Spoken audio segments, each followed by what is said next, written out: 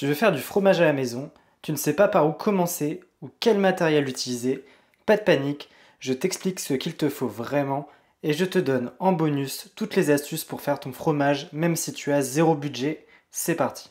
D'abord, tu auras besoin d'un thermomètre de cuisine. L'idéal, c'est qu'il aille entre 0 et 60 degrés, mais si t'en as pas, tu peux faire la bonne vieille technique puisque en général, il faut que le lait monte à 35 ou 37 degrés. Tu mets ton doigt dans le lait, il faut que ce soit chaud mais pas brûlant.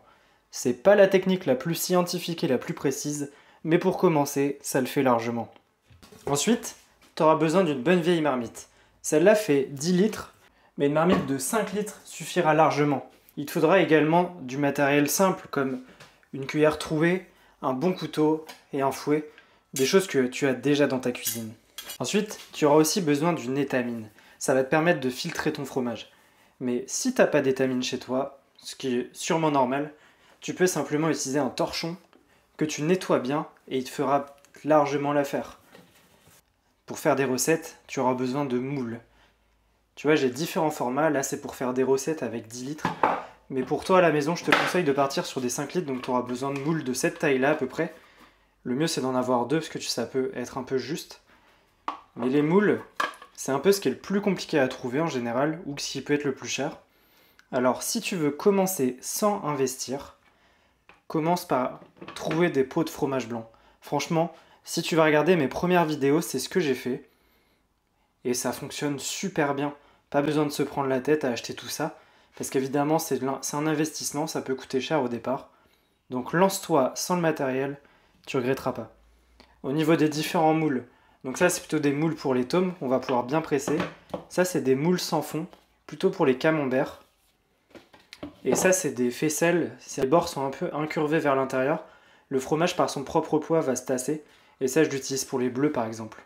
Et également pour faire ton fromage au niveau du matériel, tu auras besoin d'un endroit d'affinage. Pour ça je te conseille de mettre dans des boîtes. Donc tu vois, c'est des belles boîtes d'affinage qui sont très pratiques pour mettre dedans. Ça permet de maintenir l'humidité du fromage à l'intérieur. En fait, tu viens ouvrir ou fermer selon si ton fromage a besoin d'être plus ou moins humide. Après, tu glisses ça dans une pièce qui a entre 12 et 14 degrés. Donc des fois, c'est plus pratique l'hiver quand t'as rien. Ou sinon, je t'ai montré dans une autre vidéo un boîtier qui te permet de maintenir un frigo à cette température-là. Pour entretenir les fromages, j'utilise également une brosse pour frotter le dessus. Mais si t'as pas une brosse spécifique, tu peux faire avec un linge, trouve quelque chose qui le fera, qui est bien propre. Même une brosse à dents neuve, ça peut faire l'affaire. Ça, c'est une cuillère qui va te permettre de doser tes ferments. Ça te sera utile si tu achètes des ferments lyophilisés et que tu veux savoir exactement la quantité que tu mets. C'est pareil, c'est assez spécifique. Et si t'en as pas, tu fais à l'œil au départ, ça fonctionne très bien aussi. T'as de quoi faire sans rien acheter avec tout ce que tu as chez toi. Mais si jamais tu veux investir, je te rappelle que je vends des kits pour faire ton fromage à la maison qui regroupent tout le matériel nécessaire.